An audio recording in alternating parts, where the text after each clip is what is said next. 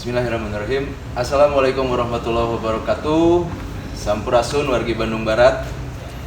Dalam kesempatan ini saya Kang Aam sedang bersama seseorang yang spesial. Saya berkunjung ke sini di tengah kesibukan beliau yang sudah menyempatkan waktunya, yaitu Bapak Dandim kita, Pak Hari Novana Andreas, dan nanti kita akan berbincang-bincang di Diskominfotik Bandung Barat.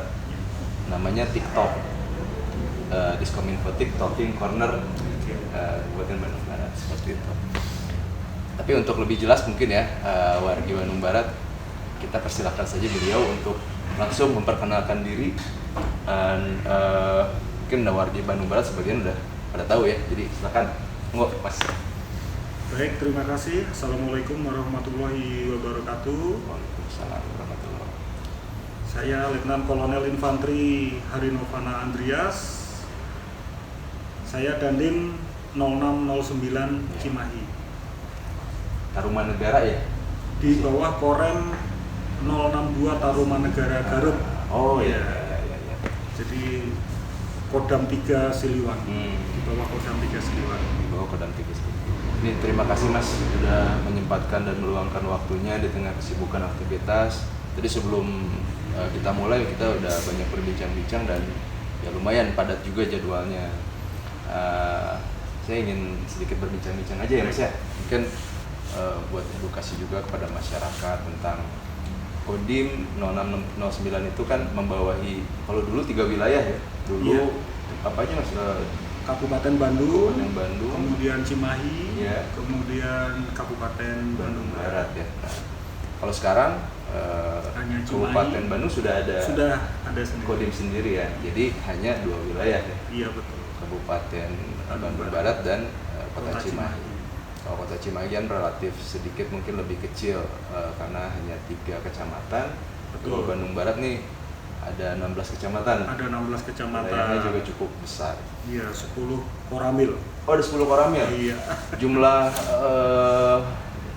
Jumlah total yang ada di bawah, mungkin di bawah Kodim itu anggota berapa Mas? Kalau jumlah koramil kami ada 12. 2 di Cimahi, 10 di Bandung Barat ya. Kalau untuk jumlah total anggota saya yang siap operasional 415. Wah, banyak juga. Repot nggak Mas ngurus sekian ratus orang? Sebetulnya kalau disposisi anggota saya relatif kecil dibanding dengan Kodim lain. Iya. Tapi ya alhamdulillah selama saya bertugas di Kodim 0609 Cimahi, anggota saya anggap mumpuni untuk mengikuti kegiatan program maupun kegiatan di kewilayahan. Semuanya bisa diatasi, mereka punya spesialisasi masing-masing. Kalau di menjabat sebagai komandan Kodim sendiri sudah lama Mas? Saya sampai saat ini sudah jalan 1 tahun. 1 tahun ya? Iya. 1 tahun lebih 1 minggu. Tapi saya lihat mungkin karena saya juga ada di pemerintahan, kami pun banyak bersinggungan dengan dan berkolaborasi tentunya dengan TNI dan Polri juga. Memang lumayan aktif ya. Ada TMMD. Iya betul. Kemudian ada Rutilahu juga nih, program-program dari kolaborasi dengan TNI. Itu boleh diceritakan sedikit mungkin? Baik, kalau untuk program-program yang berkaitan dengan masyarakat, kita ada program TMMD, kemudian Rutilahu, kemudian ada namanya BSMSS. Iya, itu kebetulan memang kemarin kita laksanakan semua di wilayah Bandung Barat. Oh gitu. Ya, kalau Rutilahu juga kebetulan kita besok juga ada Vikon dengan Bapak Kasat tentang pembangunan Rutilahu yang ada di daerah Cipatat. Iya. Nah ini tuh program-program seperti ini tuh inisiatif kah dari Kodim atau memang ada aspirasi dari masyarakat seperti itu tuh bagaimana tuh? Baik, kalau masalah Rutilahu dengan TMMD itu memang kami berkolaborasi dengan pemerintahan daerah, kemudian dengan masyarakat juga, karena kan yang kita rehab seperti Rutilahu ini kan rumahnya masyarakat. Nah, ya.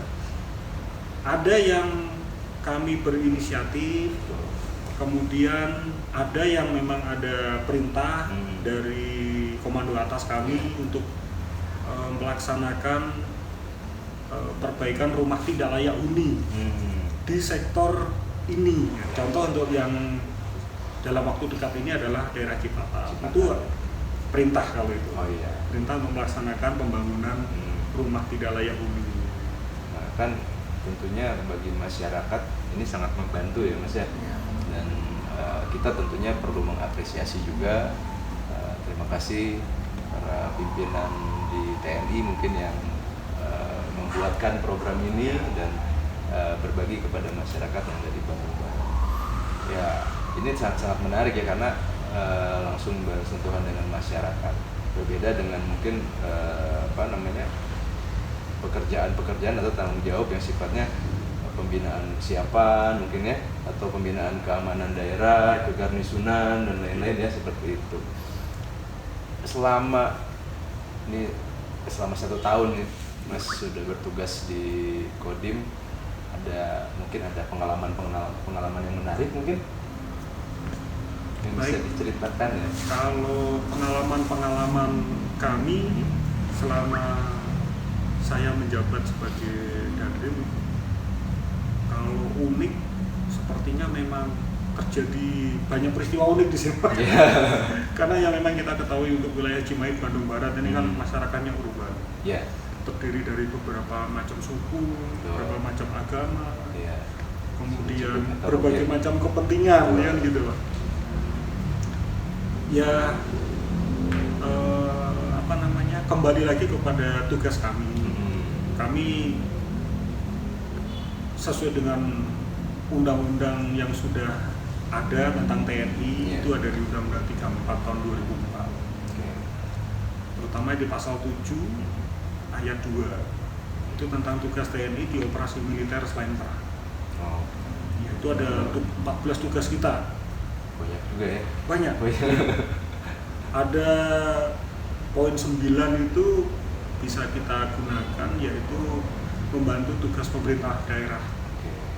Ya ini yang biasa disebut kolaborasi itu ya? Betul, iya. Jadi kami dengan pemerintah daerah, dengan kepolisian, ya kita sama-sama membantu kesulitan yang ada di masyarakat sesuai dengan tugas dan tanggung jawab kami. Jadi menjadi bagian juga dari masyarakat, menjadi teman masyarakat ketika ada permasalahan. Jadi boleh silakan cerita, jangan sungkan gitu ya. Iya betul, boleh Pak, silakan. Jadi biasa karena masyarakat mungkin di urban, di pedesaan seperti itu kan, banyak permasalahan walaupun sedikit boleh ya cerita ya, atau boleh berkonsultasi lah ya. Bisa kita bantu, insya Allah kita bantu.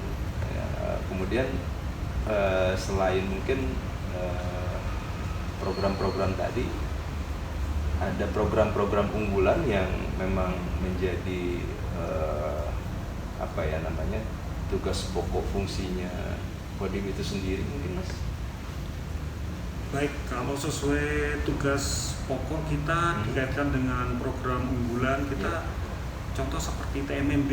TMMD ya? Ya, TNI Manunggal Masuk Desa. Itu kita kan membuat jalan. Kita kolaborasi dengan pemerintah daerah. Jalan yang kita buat itu menghubungkan satu desa dengan desa lain. Masih ada beberapa desa yang untuk transportasinya terputus, aksesnya terhambat. Ada akses tapi jalannya rusak. Disitulah dengan perekonomian masyarakat itu kan jadi terhambat, pasti jadi terhambat. Ya memang dinamikanya sangat tinggi ya kalau untuk membuat jalan itu ya, karena yang pengalaman yang kemarin kita buat memang kita hutan, bukan hutan ya Pak, Jadi memang membuka jalan betul-betul. baru gitu atau Yang sudah kami lakukan selama setahun ini jalannya sudah ada. existing, Sudah tapi ada. mungkin infrastrukturnya yang Iya, diperbaiki. infrastrukturnya kita perbaiki, kita Jadi memang layak untuk dilewati sebetulnya layak dan untuk aman dilewati. seperti itu ya. Tujuannya kan memperlancar perekonomian. Ya karena saya ingat dulu juga pernah ada kasus anak sekolah menyeberang sungai seperti Iya, itu ya Mas ya. iya. Ya, itu salah satu mungkin yang diimplementasikan oleh teman-teman di TNI. Kemudian ya terkait juga dengan kondisi-kondisi kehidupan sosial di masyarakat, terutama di Bandung Barat nih. Menjelang biasanya akhir tahun, Iya. ya kan? Menjelang akhir tahun, apakah ada upaya-upaya khusus atau upaya lebih peningkatan keamanan seperti itu? Itu bagaimana? Baik, kalau pada saat ini kami memang mengeluarkan tim patroli. Per 2 hari sekali kami laksanakan patroli. Patroli. Iya, itu keliling semuanya. Karena memang Lingkupnya desa, per kota, desa. desa. Oh, kota Ya. desa juga. Jadi daerah-daerah yang rawan pasti kita patroli. Patroli ya. Iya, itu sudah kita laksanakan sudah kurang lebih 2 bulan ini. Berkaitan dengan banyaknya beberapa laporan tentang tingkat kejahatan semakin meningkat. Sudah kita laksanakan. Apalagi menjelang tahun baru ini, Ya, itu ya kan antisipasinya harus iya, lebih ya. Kodem dengan Polres lumayan ini agak meningkat ini. Ya, biasanya memang berkumpul dulu nih Forkopimda kan membahas Iya, tentang betul. pengamanan Nataru Iya, ya. Betul. Terutama kami dengan Polres juga kebetulan sama-sama mengeluarkan tim patroli. Ya. Iya, memang kita tidak sama-sama supaya apa? Supaya kita Saling bisa mengisi. Saling mengcover. Ya. Jadi gitu. Jadi ini lewat, kita lewat, Oke. baru kita lewat. Memang nggak ada, mungkin mudah-mudahan tidak ada ya masalah-masalah serius di wilayah Bandung Barat yang menjadi isu nasional atau isu kewilayahan. Yang mudah-mudahan tidak ada. Mudah-mudahan tidak ada. Insya Allah tidak ada sama sekali. Aman-aman aja ya Mas ya, Ya. kondusif seperti itu. Mungkin ada pesan-pesan yang ingin disampaikan kepada masyarakat mungkin untuk bagaimana sih menjaga keamanan, ketertiban dan kondisivitas di lingkungan. Baik, kalau pesan saya kepada masyarakat Cimahi dan Bandung Barat, Ya. terutama anak-anak mudanya, Hmm. tolong disalurkan hobinya, Hmm. disalurkan kemampuannya untuk hal-hal yang positif. Betul. Oke.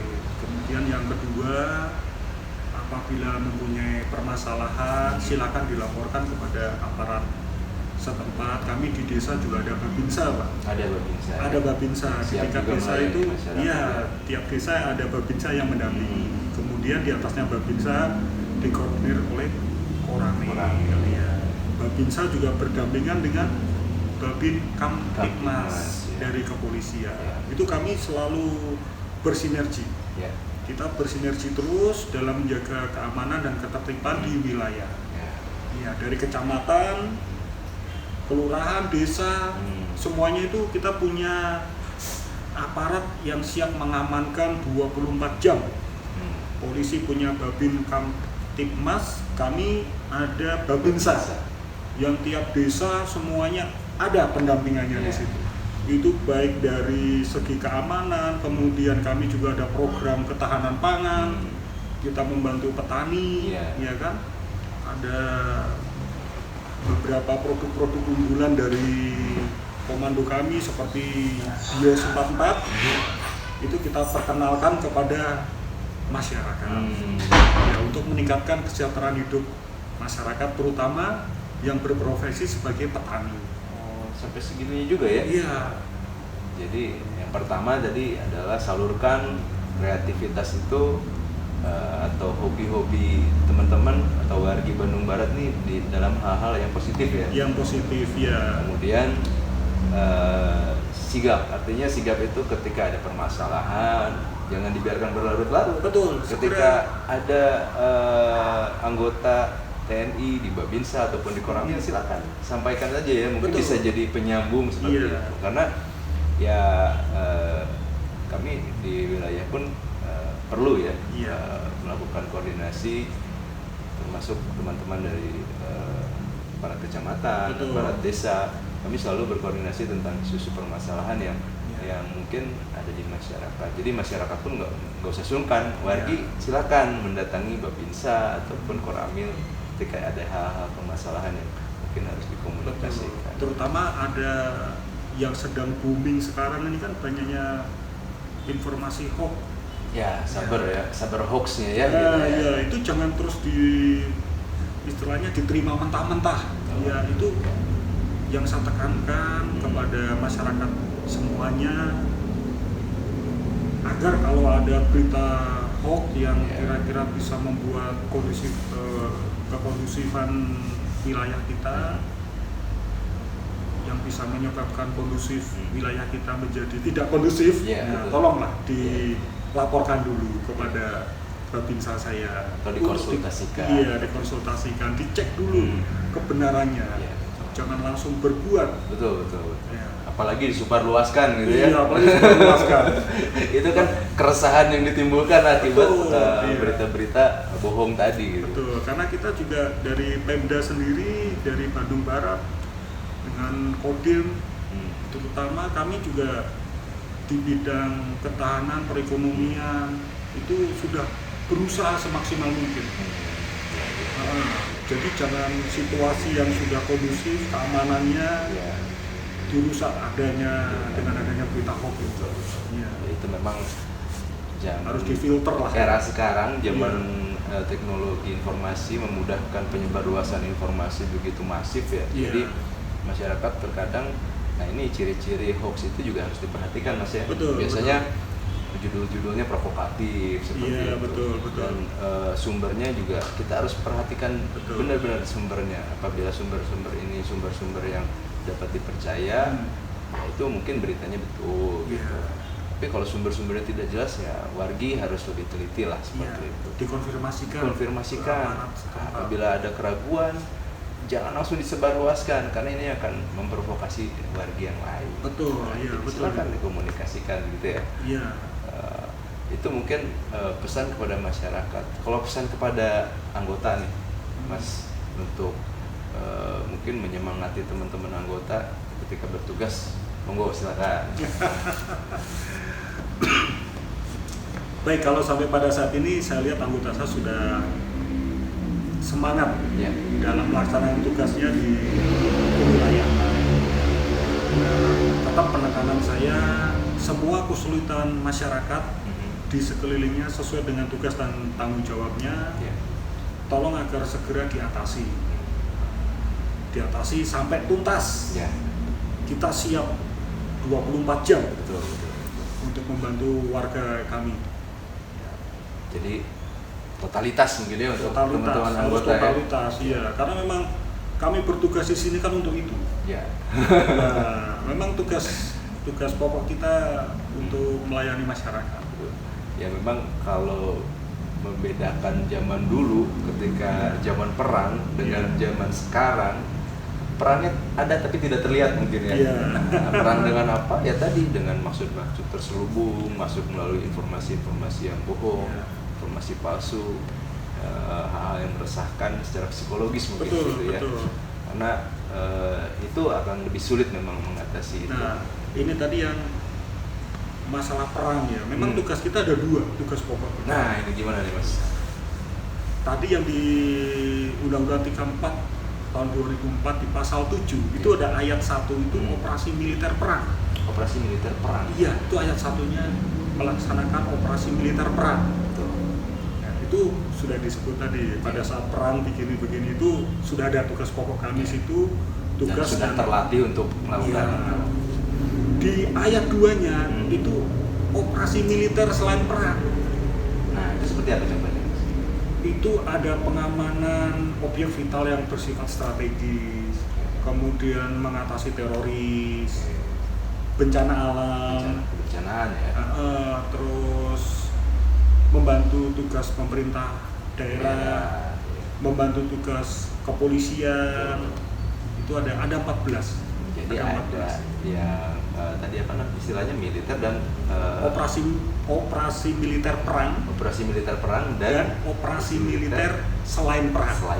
Itu yang kami laksanakan di komando kewilayahan. Mungkin juga nanti bisa dibuatkan semacam edukasi kepada para pelajar masuk sekolah mungkin gitu ya, mengedukasi tugas teman-teman di militer seperti apa, atau mungkin ada, jadi tidak melulu TNI itu tugasnya perang, bukan, tidak. Itu salah satu tugas utama. Itu salah satu tugas utama kami. Tapi di zaman tidak ada perang ya masa iya mau bikin perang. Nah, itu makanya ada di ayat 2 tugas kami. Kalau tidak ada perang, tugas kami ada di ayat 2. Operasi militer selain perang. Nah, itu ada 14 tugas pokok kita di kewilayahan. Ya, itu tadi ada yang mengatasi bencana teroris, terus membantu bencana, mengatasi bencana alam, ada membantu tugas pemerintahan daerah setempat. Cukup luas ya cakupan. Sangat luas sekali. Itu yang memang jarang ada yang membicarakan masalah undang-undangnya. Tapi undang-undangnya itu ada jelas. Itulah yang kami gunakan, payung hukum kami untuk pedoman dalam pelaksanaan. Melaksanakan kami bertugas, betul, ya.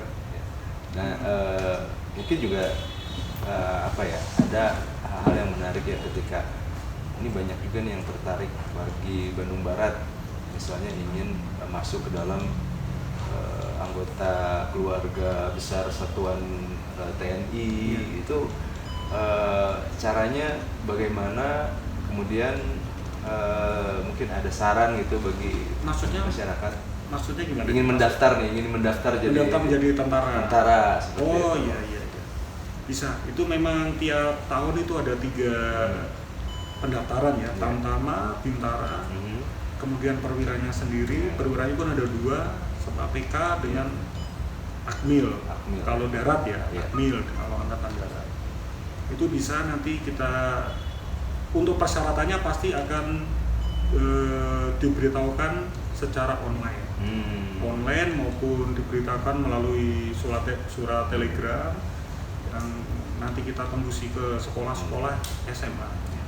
Nah, kalau untuk wargi Bandung Barat nih yang ingin, mungkin cita-citanya ingin mendaftar ke TNI atau Polri, mungkin dari pengalaman Mas Hari dulu, apa sih yang perlu dipersiapkan gitu? Ya, terutama kalau kan nggak mungkin untung-untungan masuk kan, nggak mungkin kan, ada yang dipersiapkan pasti kan. Kalau saya dulu masih Akabri ya. Akabri dulu ya? Saya masih Akabri. Sekarang Akmil ya? Sekarang terpisah, Akmil sendiri, Akademi Angkatan Udara sendiri, AAL, kemudian Akpol. Akpol kan udah terpisah dari Akabri, sekarang Akademi TNI. Akademi TNI 3 itu, tambah 1 Akpol, Akademi Polisi. Ya, kalau saya berpesan, kalau terutama untuk masuk Akmil, tolong disiapkan paling tidak 2 tahun sebelumnya. Itu baik, terutama akademik ya. Ada tes akademik. Bukan hanya fisik ya? Bukan hanya fisik. Iya.